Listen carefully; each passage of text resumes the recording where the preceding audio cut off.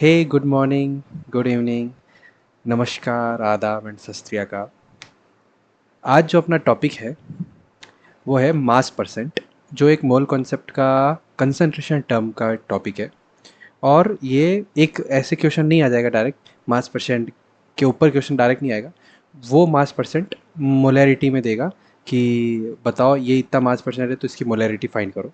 और इसीलिए मैंने है ना मोलैरिटी वाला जो है मास परसेंट उसको पहले करवा दिया, मास परसेंट बाद में कराया, मोलैरिटी पहले करवा दी, ताकि आप मोलैरिटी के काइंड ऑफ रिलेटेड क्वेश्चन आएंगे तो आप कर देंगे, ठीक है। और हाँ, जैसा कि मेरा नाम ऋषभ है और मैंने एनआईटी सूरत से मास्टर्स अपनी की है। सो आई ऑल्सो होप कि आप भी अच्छी एनआईटीज़ आईआईटीज़ से मतलब वहाँ से आपकी इंजीनियरिंग हो या मास्टर्स हो या कुछ भी पीएचडी हो, तो उसके लिए आप रेगुलर रेगुलर पढ़ाई करें, पीवाई क्यूज़ करें। जो भी आप करते हैं उसके पीवाई क्यूज़ करना मस्ट है। और वो प्लीज़ पीवाई क्यू कभी भी मतलब हर एक टॉपिक का पीवाई क्यू करें ही करें, क्योंकि पीवाई क्यू इज़ वैसे मैं जैसे मैंने प्रीवियस वीडियो में कहा था कि एक टाइप ऑफ मिरर है जो आपको आपकी सच्चाई दिखाता है। और वहाँ पर एग्ज़ाम की जो एग्ज़ाम है ना वो यहीं, ये समझो कि वो एग्ज़ाम अभी यहीं हो रहा है कि आप वो क्वेश्चन करने बैठ रहे हैं। अगर आपसे हो जा रहा है then you are ready to sit in exam. अगर आपसे वो नहीं हो रहा है देन प्रिपेयर वेल। सो आप उस, क्योंकि एग्ज़ाम के अंदर एक तो एग्ज़ाम फेयर अलग होता है, उसके बाद काउंटडाउन होता है, टाइम का वहाँ पे काउंटडाउन चलता है, तो अपने बहुत वो स्वेटिंग होने लग जाती है कि अरे यार टाइम कम हो रहा है, ये सब कुछ एग्ज़ाम फियर के पास होंगे फेल होंगे। और ये सब के बावजूद आपको आपको वहाँ पे एक क्वेश्चन वो करना है, और वही क्वेश्चन यहाँ पे आपको एकदम फ्री माइंड होके करना है। तो यहाँ पे उन क्वेश्चन की इतनी ज़्यादा प्रैक्टिस करनी कि वहाँ पर एग्ज़ाम में कोई दिक्कत ना आए। सो अब टाइम वेस्ट ना करें और अपन चलते हैं सीधा अपने टॉपिक के ऊपर। सो जैसे कि अपन ने मतलब 4-5 वीडियो में देख लिया, 4 वीडियो अपन ने बना लिए और ये 5th वीडियो है। उसके अंदर अपन ने टोटल क्या मोल कंसेप्ट देखा था, उसकी डेफिनेशन वगैरह देखी थी, एटॉमिक मास, फार्मूला मास वगैरह, फिर मोलर मास देखा था, कन्वर्जन्स देखे थे, मोल के ये 3 फार्मूले देखे थे। ये और इंपॉर्टेंट फार्मूले है, ठीक है, ये इंपॉर्टेंट फार्मूले याद रखिएगा। ये मोल के फार्मूले देख लिए थे। फिर उसके बाद में अपन ने प्रीवियस ईयर क्वेश्चन कर रहे थे, इसके ऊपर वाला तो मैंने सॉल्यूशन मिटा दिया है, लेकिन ये आगे वाले के तो सॉल्यूशन भी लिख रखा है उस पे। फिर उसके बाद में अपन ने कंसंट्रेशन टर्म्स करी थी, ये सारी कंसंट्रेशन टर्म है। और जो एनसीईआरटी के अंदर है ना वो ज़्यादा नहीं है। एनसीईआरटी के अंदर अगर मैं बोलूँ कंसंट्रेशन टर्म, एक तो मोलैरिटी है, ये वाली है मोलैलिटी है, मोल फ्रैक्शन है, और ये वाले percentage, weight by wait, wait by volume. और वो भी वेट बाय वेट और वेट बाय वॉल्यूम भी कम है, सबसे ज़्यादा यही है। सो बस इतना ही है जो है। वॉल्यूम लेबलिंग और वॉल्यूम स्ट्रेंथ तो बहुत उस जेई एडवांस और उन सब का सिलेबस है। तो अगर मैं चाहूँगा कि ये वाले जो दोनों है कंसंट्रेशन टर्म है वो लास्ट में एक एक particular volume labelling and volumetric strength, जो वॉल्यूम स्ट्रेंथ होता है उसका एक वीडियो बना दूँ।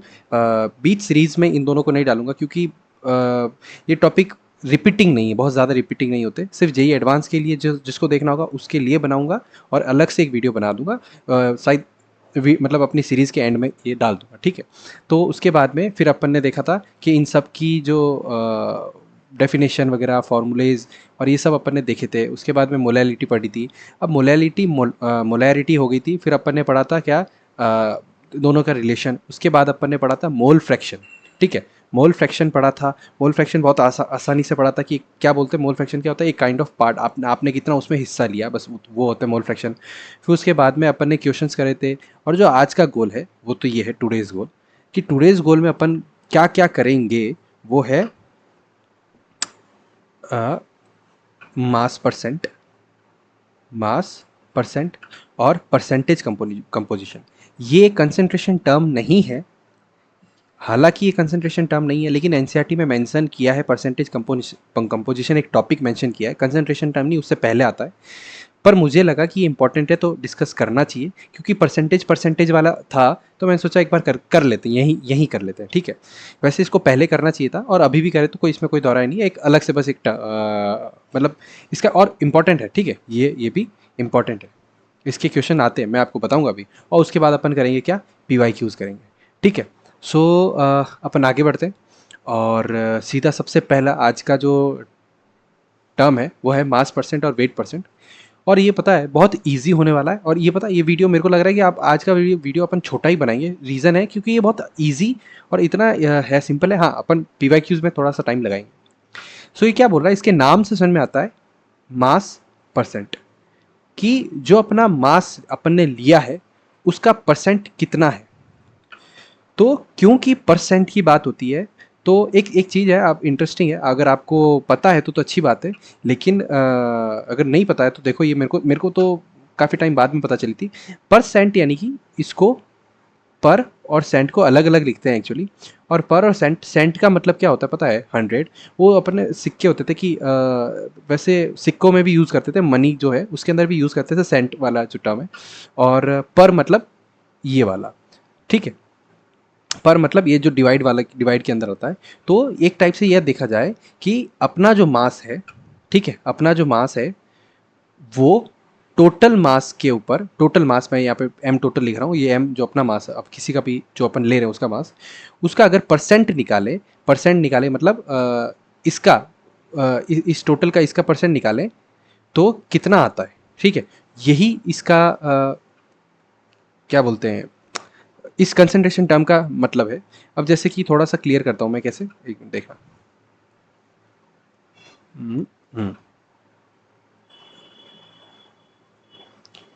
तो इसका फॉर्मूला कैसा होगा कि किसी का भी परसेंटेज निकालना है। मैं मान लेता हूँ कि कोई आपका a प्लस बी मिलके कोई सॉल्यूशन बना रहे हैं।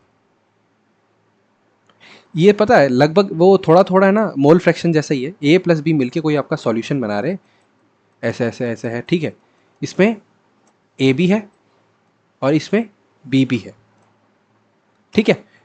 किसी अमाउंट में ए होगा, किसी अमाउंट में बी होगा।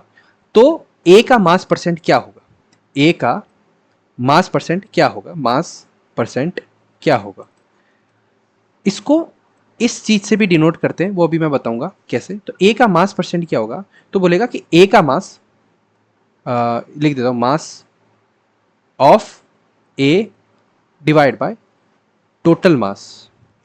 अब टोटल मास यानी mass of solution, mass of solution. ये सेम उस तरह है जिस तरह आप है ना, आपके एग्जाम के बाद जो रिजल्ट आता है, तो रिजल्ट के अंदर आप बोलते हैं कि मेरे इतने परसेंट बने, उतने परसेंट बने। सेम उतना ही है कि किसी किसी बच्चे के 60 मार्क्स आए आउट ऑफ 100, इनटू आप परसेंट निकालने के लिए मल्टीप्लाई करते हैं, तो फिर ये कटता है और आप बोलते हैं कि यार मेरे 60 परसेंटेज बने।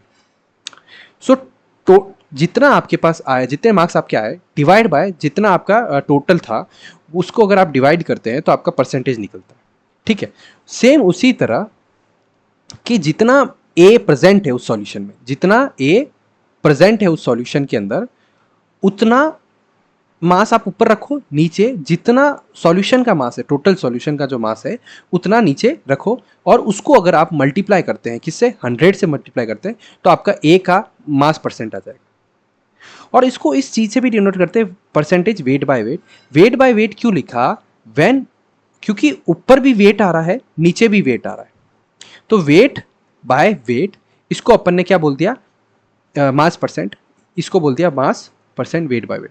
लेकिन ये जो वेट है ऊपर वाला वो है किसका, सॉल्यूट का। एंड जो नीचे वाला वेट है वो किसका है, सॉल्यूशन का, ठीक है।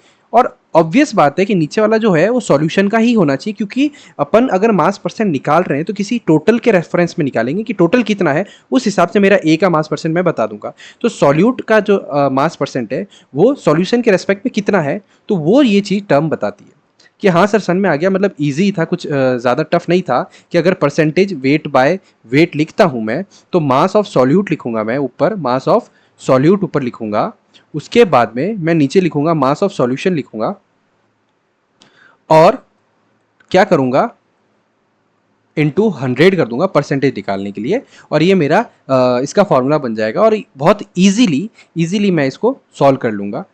कहीं भी आपको ऐसा दिखे, अब मैं इसको इसके ऊपर थोड़ा सा एक छोटा सा क्वेश्चन कराना चाहूँगा, देखते हैं, मतलब एक ऐसे ही ये है, ये कोई फ्री स्लाइड नहीं है क्या अपने पास, देख लेता हूँ एक मिनट, है ना।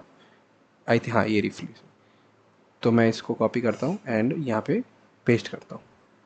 अरे यार sorry, again, copy and paste, ठीक है।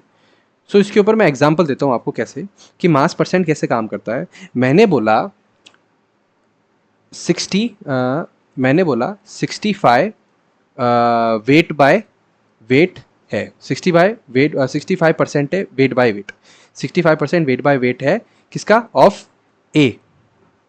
ठीक है, इसका मतलब ये हुआ कि कोई एक सॉल्यूशन होगा, कोई एक सॉल्यूशन होगा या फिर कोई आपके पास कंपाउंड होगा, उसके अंदर 65 ग्राम ए होगा, टोटल कितने में, 100 ग्राम में।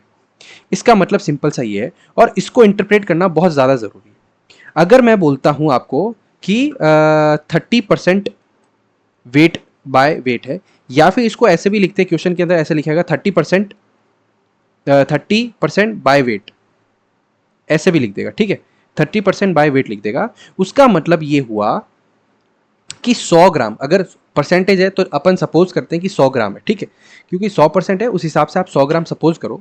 100 ग्राम में क्या होगा कि जो 30 ग्राम होगा, 30 ग्राम होगा वो आपका क्या होगा, सॉल्यूट होगा।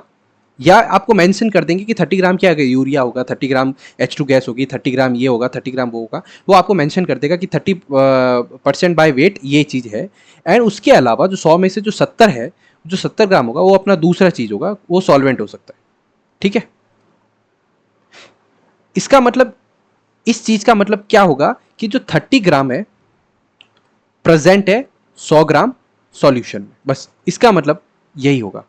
क्योंकि 30 ग्राम ये सॉल्यूट, तो 70 ग्राम क्या होगा, सॉल्वेंट होगा। ठीक है, अब इन दोनों को जोड़ोगे तो कितना बनेगा, 100 ग्राम बनेगा ना, और वही क्या अपना सॉल्यूशन है। तो इस चीज़ से आप इंटरप्रेट क्या करेंगे, ये चीज़ इंटरप्रेट करेंगे कि अगर 30% वेट बाय वेट लिया है तो 30 ग्राम प्रेजेंट होगा किसके अंदर, 100 ग्राम के अंदर, सॉल्यूशन के अंदर। ठीक है, यहाँ तक आपको क्लियर है? ये सर क्लियर है, मतलब ईजी था, इसमें ज़्यादा दिमाग लगाने की जरूरत पड़ी ही नहीं। फिर अगर सेम उसकी तरह टर्म है, फिर अगर मैं बोल दूं कि परसेंटेज वेट बाय वेट, यहां पे देखो टर्म थी परसेंटेज वेट बाय वेट, और यहां पे टर्म है percentage weight by volume.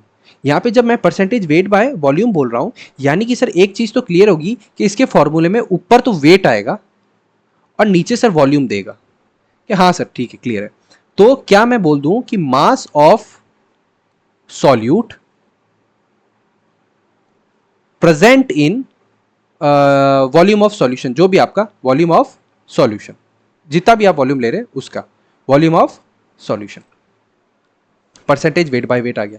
Same sir उसी तरह अगर मैं बोलूं कि sir percent weight volume by volume है, तो सर वो क्लियर लग रहा है मेरे को कि volume of solution, sorry volume of solute, कितना सॉल्यूट है present in volume of solution.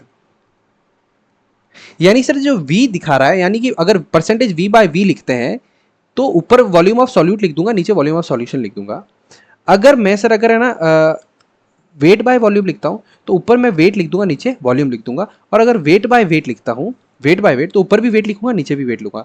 बस शर्त यह है कि ऊपर जो वेट लिखा जाएगा वो सॉल्यूट का होगा हमेशा, तीनों वाले के अंदर ऊपर जो वेट लिखो या चाहे वॉल्यूम लिखो वो सॉल्यूट का होगा। नीचे जो आप वेट या वॉल्यूम लिखो, कुछ भी लिखो, वो सॉल्यूशन का होगा। ठीक है, बस इतना ही अगर इसमें आपको जानने की जरूरत थी कि ये जो चीज़ है कि ऊपर जो है सॉल्यूट का वेट या वॉल्यूम, नीचे सॉल्यूट का वेट, सॉरी सॉल्यूशन का वेट या सॉल्यूशन का वॉल्यूम। ठीक है, यहां तक क्लियर है तो थम्स अप कर लीजिए। ठीक है, ओके। उसके बाद में एक अपन को टर्म पढ़नी है परसेंटेज कंपोजिशन, और फिर अपन सीधा सा बढ़ जाएंगे किस पे, PYQs पे। बस आज का ये जो कंसेप्चुअल पार्ट था वो इतना ही सा था। फिर अपन बहुत प्यारे प्यारे एक दो क्वेश्चन तो मुझे बहुत अच्छे लगते हैं, उस पे जाएंगे अपन।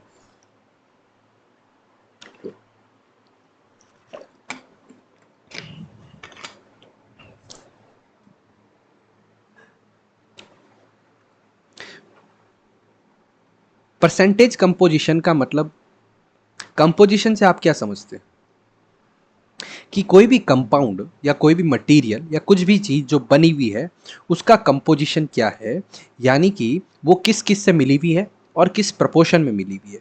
जैसे कि मैंने आपको मोल फ्रैक्शन के अंदर आपको एक चीज़ बताई थी कि जब 3 लोग हैं, चिंटू है,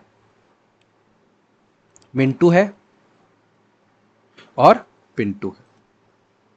ठीक है, इन तीनों ने अब पैसे इकट्ठा किए थे पार्टी के लिए, 600 रुपये इकट्ठा किए थे उस समय, है ना। और चिंटू ने कितना दिया था, 100 रुपये दिया था जैसा आपको याद होगा। मिंटू ने दिया था 200 और पिंटू ने दिया था 300। ये इन्होंने तीनों ने अपना अपना हिस्सा दिया था, ठीक है।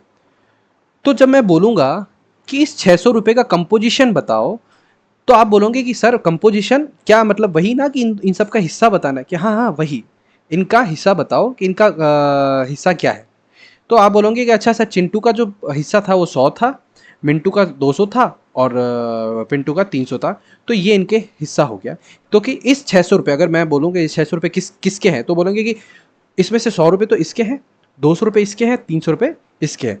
तो वहाँ पे आपको दिमाग में समझ में आ जाएगा कि 600 रुपये किससे मिल के बने हैं। सेम चीज़ आपके केमिकल्स के अंदर होती है कि जो फॉर्मूला होता है ना, फॉर्मूला कोई भी मॉलिक्यूल बनता है या मॉलिक्यूलर फॉर्मूला आप देखते हो, तो उसके अंदर क्या होता है कि जो, जैसे मैं एग्जांपल लेता हूँ H2O, ठीक है, एग्जांपल लिया मैंने H2O। H2O क्या है, किस किस से मिलके बना होगा, हाइड्रोजन से और ऑक्सीजन से मिलके बना होगा। तो इसके अंदर 2 हाइड्रोजन है और 1 ऑक्सीजन है। तो इसका कोई, जैसे H2O का कोई कंपोजिशन हुआ ना, कि क्या कि इसमें 2 तो हाइड्रोजन होंगे और 1 ऑक्सीजन होगा। कि हाँ सर, ये क्लियर सन में आ रहा है कि अगर एक H2O फॉर्मूला लिखता हूँ तो उसके अंदर 2 हाइड्रोजन होंगे और 1 ऑक्सीजन होगा। सेम अगर मैं कुछ और लिखता हूँ, कुछ भी लिख देता हूँ, NaCl लिखता हूँ, तो इसका कंपोजिशन अगर मैं पूछता हूँ तो इससे तू बोलेगा कि हाँ भाई ठीक है, एक तो इसमें Na होगा, एक में इसमें Cl होगा, तो ये इसका कंपोजिशन हुआ। यहाँ तक समझ में आ गया। अब कंपोजिशन के साथ साथ जब परसेंटेज कंपोजिशन की बात आती है तो यहाँ पे थोड़ा मासेज इन्वॉल्व कर देते हैं। क्या इन्वॉल्व करते हैं? मास इन्वॉल्व करते हैं। सिंपल है, कुछ नहीं, देखना आप क्या बोल रहा हूँ मैं। मास इन्वॉल्व किया मतलब अगर मैंने H2O बोला तो H2O को मैंने वेट मेजर किया, ठीक है, मैंने H2O को क्या किया, मेजर किया। तो मैंने बोला कि इसमें हाइड्रोजन का कितना मास होगा यार, क्योंकि ये तो एक मॉलिक्यूल है। तो मैंने बोला यार इसमें हाइड्रोजन का कितना मास होगा, तो कह रहे कि कोई नहीं, ईजी है, आप टोटल मास काउंट कर लो और हाइड्रोजन का जो मास है, हाइड्रोजन का मास देखो, उसको टोटल मास से डिवाइड कर दो। तो कह रहे कि हाँ यार, मतलब वो हाइड्रोजन का हिस्सा आ जाएगा। सेम जैसे कैसे हिस्सा आएगा, जैसे कि मैंने पूछा था कि एक ए का या चिंटू का देखें तो हिस्सा कितना होगा, तो कि उसने कितना पार्टिसिपेट दिया था या उसका कितना मास था, या फिर बोलूँ कर तो उसने कितने पैसे दिए थे, डिवाइड बाय टोटल अगर मैं कर दूं तो क्या उसका हिस्सा आ जाएगा, क्या उसका परसेंटेज आ जाएगा। आ गया। वो मनी के टर्म में था। इधर अपन मास के टर्म में बात करें, अगर मास के टर्म में बात करें तो H2O के अंदर परसेंटेज कंपोजिशन में पूछूं, तो आप बता पाओगे कि H2O के अंदर जो हाइड्रोजन था उसका कितना कंपोजिशन है, ऑक्सीजन का कितना कंपोजिशन है। अगर मैं आपसे नंबर पूछता हूं कि हाइड्रोजन कितने हैं तो आप बोलोगे 2, ऑक्सीजन कितने हैं तो आप बोलोगे 1। तो ये भी एक टाइप से कंपोजिशन है कि एक H2O का मॉलिक्यूल 2 हाइड्रोजन एंड एक ऑक्सीजन से मिलकर बनता है। लेकिन अगर मैं पूछूं कि मास के टर्म में बताओ तो आप थोड़ी बोलोगे कि 2 ग्राम और ऑक्सीजन का 1 ग्राम, नहीं, वो तो नंबर है। ऑक्सीजन के मास थोड़ा, ऑक्सीजन भारी होता है तो ऑक्सीजन का मास अलग है, हाइड्रोजन का मास अलग है। तो लेकिन सर आपको पता है, क्योंकि आप पीरियोडिक टेबल पढ़ के आए हो 10th के अंदर, तो आपको पता है कि ऑक्सीजन का और हाइड्रोजन का मासेस कितने होते हैं। तो मैं यहाँ लिख देता हूँ कि हाइड्रोजन का जो मास है 1 और ऑक्सीजन का मास है क्या, 60। एंड वी नो, तो H2O का मास कितना हो जाएगा, दोनों को ऐड करोगे तो 2 इंटू 1 प्लस 16 कितना हो गया, 18। तो 18 ग्राम अपना आ गया मान, ठीक है। अब मैंने ये देखा कि परसेंटेज कंपोजिशन मुझसे पूछा गया है, सो वी कैन से कि हाइड्रोजन का परसेंटेज कितना होगा। कुछ नहीं है सर, आप उसका परसेंटेज जैसे इसमें था, उसने जितने पैसे दिए डिवाइड बाय टोटल किया, वैसे ही ये जितना मास दे रहा है, तो ये कितना मास दे रहा है, इसके नंबर कितने हैं, हाइड्रोजन कितने हैं, तो 2 इंटू ये हाइड्रोजन का मास कितना है सर, 1 है, डिवाइड बाय टोटल सर कितना है, मैंने अभी फाइंड किया, टोटल है सर 18, तो नीचे यहाँ पे किया मैंने 18। फिर परसेंटेज निकालना है ना आपको, तो अभी सर इसको मल्टीप्लाई करो ना 100 से, तभी तो आपने देखा था परसेंटेज आता है। तो आपने इसको मल्टीप्लाई किया 100 से, तो आपका क्या है, 200/18, विच इज़ अराउंड कितना परसेंट हुआ ये, 10 और 12 अराउंड हो सकता है, एग्जैक्ट मुझे नहीं पता, 12% है, मैं देख लेता हूँ कि ये कितना होता है एग्जैक्ट। वेट, याद नहीं करना है, बस वो तो सामने आ गया। और ये 11.11, ठीक है, सॉरी। तो इसका जो परसेंटेज होता है वो कितना होता है, 11 होता है, 11.11 परसेंटेज, 11% होता है। तो सर ऑक्सीजन का क्या निकाल सकते हैं क्या, बेशक निकाल सकते हैं। आपको पता है कि नंबर ऑफ ऑक्सीजन कितने हैं, 1 है। एक ऑक्सीजन का कितना होता है सर, 16 होता है। तो सर टोटल मास कितना आएगा, नीचे क्या करेंगे 18 और 16/18 इंटू 100 कर देंगे, इसका परसेंटेज आ जाएगा और इसकी वैल्यू आपको फाइंड करेंगे तो आपकी आ जाएगी। और मतलब सीधी सी बात है कि 100 में से माइनस कर दोगे तो ऑक्सीजन का परसेंटेज यूं ही निकल के आ जाएगा। और कितना होता है 90 और 89 पॉइंट समथिंग या 88 पॉइंट समथिंग कुछ आ जाएगा, ठीक है 88.99 सॉरी 8989 ऐसा कुछ करके आ जाएगा, ठीक है। तो ये अपन ने H2O का परसेंटेज कंपोजिशन निकाला। सर क्या इतना ही था? सर अपन ने तो चिंटू मिंटू की हेल्प से ही उन्होंने कितने पैसे दिए और कितना उसका हिस्सा हो उसी से समझ लिया, तो हाँ वही है, बस उतना ही है। तो क्या मैं एक यहाँ पे फॉर्मूला लिख दूँ ताकि आपको थोड़ा सा अच्छे से याद रहे? तो मैं अब यहाँ पे एक फॉर्मूला लिखना चाहूँगा। मैं कहाँ लिखूँ फॉर्मूला? यहाँ लिखूँ, एक बार ट्राई करते हैं, थोड़ा यहाँ लिख देते हैं एक बार।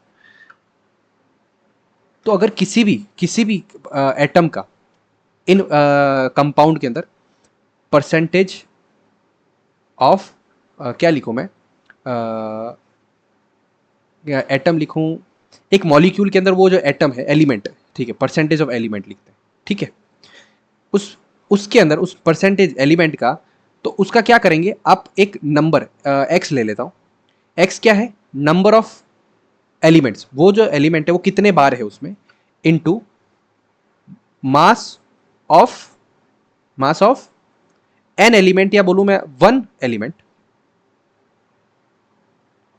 Divide by total mass of molecule. ये मॉलिक्यूल की बात हो रही, ठीक है। मॉलिक्यूल के अंदर अपन किसी का परसेंटेज कंपोजिशन निकालेंगे, समझ गए? ये फॉर्मूला आप यूज करना और ये बहुत जगह आपके साथ काम आ सकता है ये फॉर्मूला। और लेकिन सर आपने ये फॉर्मूला भले बताया, लेकिन ये फॉर्मूला मुझे ऑलरेडी आता था। भले ही फॉर्मूला एग्जैक्ट ये नहीं आता था, लेकिन मुझे सर ये चीज़ की नॉलेज पहले से थी जब आप चिंटू मिंटू करने लग गए थे। और चिंटू मिंटू की बात आई तब 100 200 और 300 में अपन ने उनका सबका एक पार्टीशन निकाला था कि ये इतना पार्ट दे रहा है, ये इतना हिस्सा दे रहा है और ये इतना हिस्सा दे रहा है, ठीक है। तो मुझे वहीं क्लियर हो गया था। तो ये तो मेरे लिए एक हलवा था, ठीक है, ये क्लियर हो गया परसेंटेज कंपोजिशन।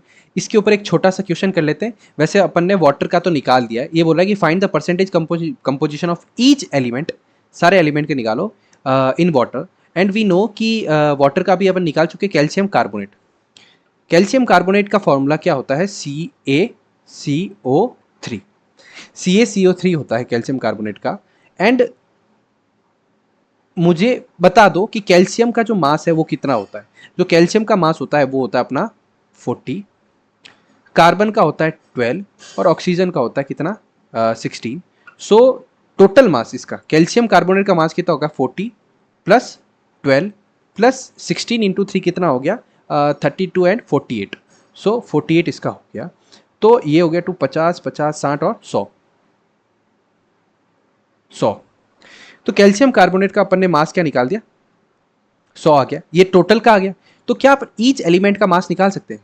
कैल्शियम का निकाल सकते हैं? यस सर निकाल सकते हैं। कुछ नहीं है, आप इसका मास इनटू इसके नंबर इसका एक ही है, डिवाइड कर दो 100 से और मल्टीप्लाई कर दो 100 से। अगर परसेंट निकालें तो इसका 40% आ गया।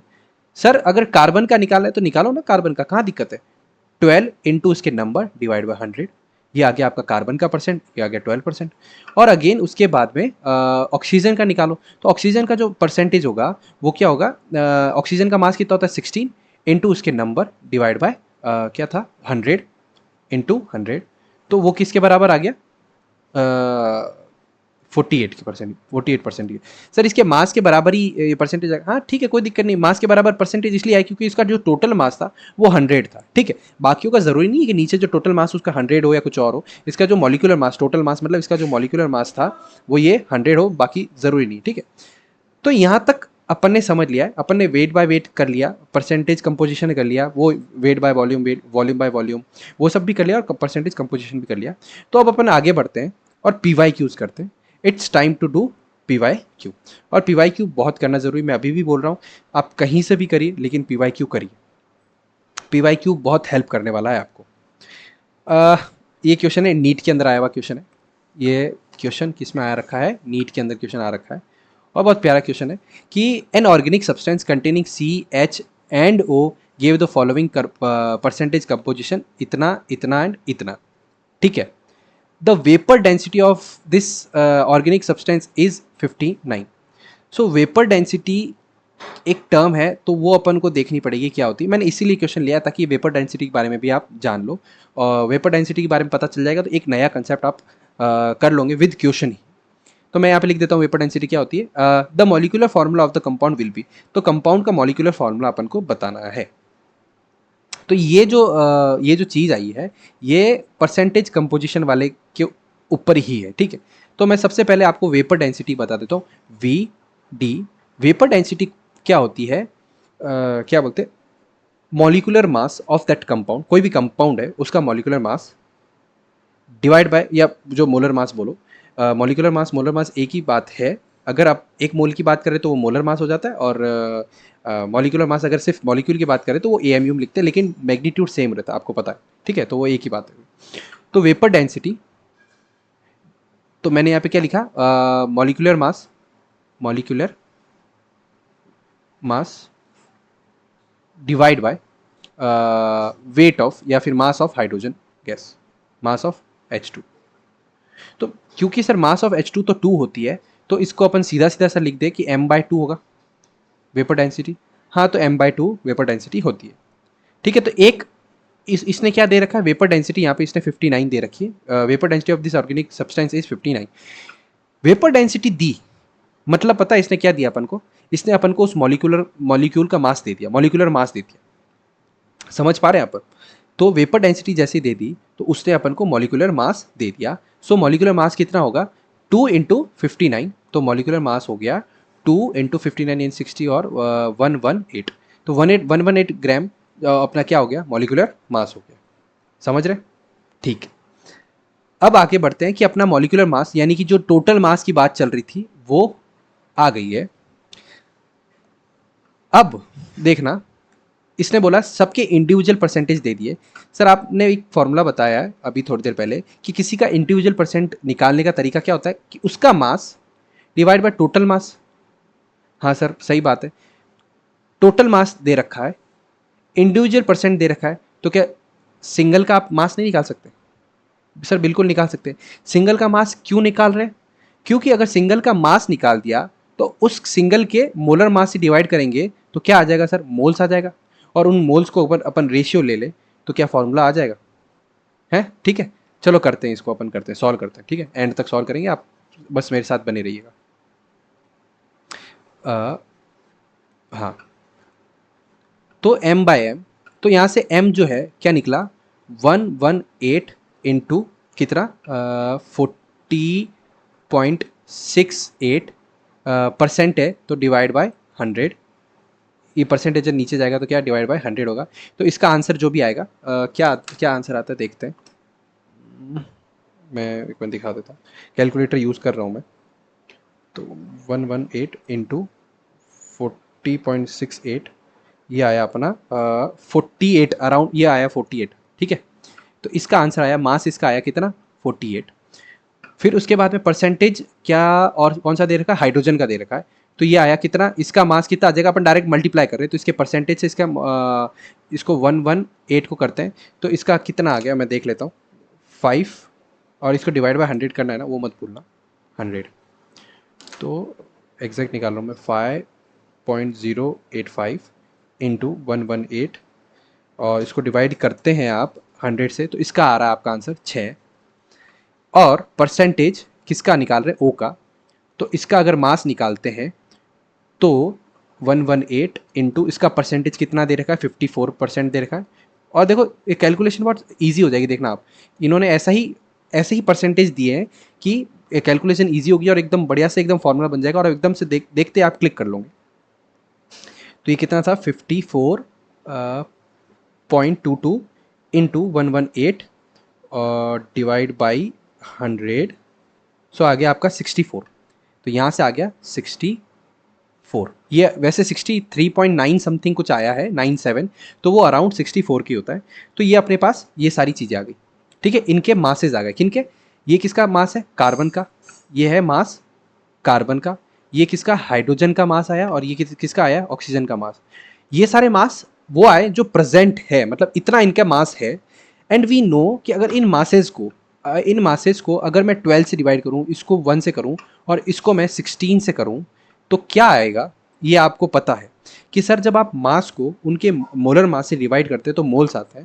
देन तो वी गॉट मोल्स, इसका क्या आया, मोल्स 4 आए, इसके मोल्स क्या आए, 6 मोल्स आए, और इसके मोल्स क्या आए कि 16 और 32 और 32 और 32 64, ये आए 4। सो जब अपने पास मोल्स आ गए सर कि ये कार्बन के इतने मोल हाइड्रोजन के इतने मोल और इसके, तो मैं लिखता हूँ कार्बन के 4 मोल, हाइड्रोजन के 6 मोल और ऑक्सीजन के कितने 4 मोल। तो सर मुझे यहाँ पे कहीं फॉर्मूला दिख रहा होगा क्या, C4, ये रहा, इसका आंसर है ये टिक मैं पहले से करके नहीं लाया था, वो गलती से टिक कर लिया था कि मेरे को लगा इसका मॉलिक्यूलर फॉर्मूला निकल जाएगा ये, ठीक है। आपको लग रहा है कि पहले से टिक करके आपके सामने ही टिक किया, ठीक है। सो ये अपना कितना इजी था, क्या किया, आप कंसेप्ट पे जाइए, इतना बड़े क्वेश्चन पे मत देखिए, कंसेप्ट क्या है। यहाँ पे एक नया कंसेप्ट ये सीखा था वेपर डेंसिटी का, कि वेपर डेंसिटी क्या होती है, molecular mass divide by mass of hydrogen, ठीक है। और सीधा सा गणित देखो, वेपर डेंसिटी क्या होगी, मॉलिक्यूलर मास किसी भी कंपाउंड का डिवाइड बाय 2 कर देना, ठीक है, तो वो आपकी क्या आ जाएगी, वेपर डेंसिटी आ जाएगी। जैसे ही वो वेपर डेंसिटी आती है तो आप है ना इसको सॉल्व कर देना, और अगर आपको वेपर डेंसिटी पूछा है तो जो भी मॉलिक्यूलर मास दिखेगा उसका डिवाइड बाय 2 कर देना, नहीं तो वेपर डेंसिटी देंगे ताकि उसका मॉलिक्यूलर मास आपको फाइंड कर सको, ठीक है। तो यहाँ पे एक कंसेप्ट आपने ये सीखा, और ये बहुत प्यारा सा कंसेप्ट है ये वाला, ठीक है, ये वाला। और मैं तो कह रहा हूँ इसको भी लगाओ क्योंकि डिवाइड बाय 2 ही तो होता है हमेशा। तो ये कंसेप्ट आपने नया सीखा। फिर उसके बाद में क्या, परसेंटेज कंपोजिशन। तो सर हाँ मुझे पता है कि परसेंटेज कंपोजिशन किसी का भी पूछे, किसी ए का पूछे, तो सर मैं मास लिखूंगा किसका, ए का, डिवाइड बाय टोटल मास लिखूंगा, टोटल मास लिखूंगा। और इन तीन में से मुझे अगर कोई भी दो, अब इसमें जैसे दो दे दिया था, टोटल मास इसने यहाँ से आ गया था, और उसके बाद में सबके परसेंटेज दे दिए थे, तो इन सबका क्या आ गया, मास आ गया, सबका मास आ गया। अगर उनको मैं डिवाइड कर देता हूँ उनके मोलर मास से, तो क्या आता है, मोल आता है। और बस मोल का रेशियो ये देखो मैंने ले लिया, और अपना सीधा सीधा क्या आ गया, मॉलिक्यूलर फार्मूला आ गया, ठीक है, मॉलिक्यूलर फार्मूला आ गया। अब आगे बढ़ते हैं second number, question number second में। और कोई डाउट हो तो आप मुझे कमेंट में लिख देना कि हाँ सर डाउट है। ये देखो नीट का क्वेश्चन था, अब अपन एक जे का क्वेश्चन करते हैं फटाफट। ये क्या बोला है, the concentrated sulphuric acid that is peddled commercially is 95% H2SO4 by weight. ओहो, ये किसका क्वेश्चन है, अपन ने अभी जो वो पढ़ा था वेट बाय वॉल्यूम वगैरह। तो इसने दिया क्या, 95% H2SO4 बाय वेट बोला था मैंने, कभी तो आपको वो दे देगा वेट बाय वेट, या फिर सीधा लिख देगा बाय वेट। इन दोनों का मतलब सेम ही है ये वाला, ठीक है, दोनों का मतलब सेम ही है ये वाला। तो अपन सॉल्व करते हैं। तो अपन को क्या दे रखा है इसने, परसेंटेज वेट बाय वेट दे रखा है क्या, 98। एंड वी नो, ये वैसे किसका दे रखा है, H2SO4 का ना, H2SO4 सल्फ्यूरिक एसिड बोलते हैं इसको। तो H2SO4 का इसने वेट बाय वेट दे दिया, और वो क्या दिया, 98। तब मैंने आपको एक बताया था, वैसे आपको मैंने ये भी चीज़ बताई थी कि मोलैरिटी बोलता हूँ कि 1 मोलर, क्या बोलता हूँ मैं, 1 मोलर बोलता हूँ। तो 1 मोलर बोलते ही आपके दिमाग में एकदम से क्लिक करता है, सर आपने बोला था 1 मोलर मतलब 1 mole of solute present in 1 litre. अगर मैं 1 या 2 मोलल, ठीक है, लर नहीं, मोलल बोलता हूँ, 2 मोलल, यानी कि आपके दिमाग में सीधा क्लिक करता है sir 2 moles of solute present in 1 kg solvent, ठीक है। सेम ऐसे ही अगर मैंने परसेंटेज वेट बाय वेट अगर 98 बोला, अगर मैं 1 बोलता, इसमें 1 बोलता, तो मैं अगर ये परसेंटेज वेट बाय वेट होता, क्या होता, 1। तो आप क्या बोलते, इससे क्या प्रेडिक्ट, मतलब इससे क्या ना ये निकालते हैं कि 1 ग्राम सॉल्यूट है, ये परसेंटेज वेट बाय वेट ग्राम के अंदर होता है। तो 1 ग्राम सॉल्यूट है, प्रेजेंट है किसमें, प्रेजेंट इन 100 ग्राम सॉल्यूशन, ठीक है। बस अगर मैं बोल देता x, तो वही x ग्राम सॉल्यूट जो है वो किसमें प्रेजेंट है, 100 ग्राम सॉल्यूशन में, ठीक है। तो यही अपना इजी है, एक मिनट, तो ये अपना आ गया। तो अगर मैंने 98 बोला, 98 बोलते ही मैं इसको क्या यहां से, ये तो हटाओ, तो मैं क्या ये बोल सकता हूं, यहां पे मैं 98 लिख दूं, तो क्या इसमें कोई दोहराए हो गया कि हाँ सर 90 वेट बाय वेट अगर 98 दे रखा है तो 98 ग्राम ऑफ सॉल्यूट। अब सॉल्यूट क्या है, यहाँ पे लिख दो H2SO4, H2SO4 है सर, सॉल्यूट है H2SO4। तो 98 gram of H2SO4 present in 100 gram solution. और इसने कुछ सॉल्यूशन के बारे में बताया, द मोलैरिटी ऑफ सॉल्यूशन पूछ रहा है ना, ठीक है, मतलब कुछ हाँ, इसने कमर्शियल एसिड की इसकी डेंसिटी दी है। अगर डेंसिटी, हमेशा मार्क माय वर्ड्स, डेंसिटी आपको देगा जब भी, डेंसिटी आपको देगा जब भी उसको वॉल्यूम और मास में खेलना होगा, या फिर तो आपके पास उस समय मास होगा तो वॉल्यूम चाहिएगा, समझ रहे, वॉल्यूम चाहिएगा तभी उसने डेंसिटी दी है, या फिर आपके पास वॉल्यूम होगा और मास चाहिएगा इसलिए उसने डेंसिटी दी है, समझ रहे, यानी कि दोनों में से कोई एक अननोन होगा, या फिर तो वॉल्यूम अननोन होगा या फिर मास अननोन होगा। देखो कैसे वॉल्यूम अननोन कैसे, क्योंकि इसने मोलैरिटी पूछी है एंड वी नो कि मोलैरिटी का फॉर्मूला होता है number of moles of solute present in 1 litre solution, यानी कि जो नीचे वॉल्यूम आता है, वॉल्यूम ऑफ सॉल्यूशन, नीचे वी आ गया। तो सॉल्यूशन का आपको मास पता है, 100 ग्राम है सॉल्यूशन, मास 100 ग्राम है। सर 100 ग्राम ने आपने अज्यूम क्यों किया, तो मैंने आपको बताया था, उस समय भी बताया था, मोल फ्रैक्शन के अंदर आप एक मोल एज्यूम कर लो, मोल फ्रैक्शन की बात है तो एक मोल एज्यूम कर लो। जब आपको वॉल्यूम नहीं देते हैं, कभी कोई क्वेश्चन आता है तो आप क्या करते हो, 1000 ml सॉल्यूशन, 1000 ml का सॉल्यूशन आप एज्यूम करते हो। Same percentage weight by wait वाली बात आती है, परसेंटेज मास परसेंट वाली बात आती है, तब आप 100 ग्राम एज्यूम करते हो कि 100 ग्राम का सॉल्यूशन है, उसके अंदर ये इतना परसेंट है, ये इतना परसेंट है, ईजी रहती है कैलकुलेशन।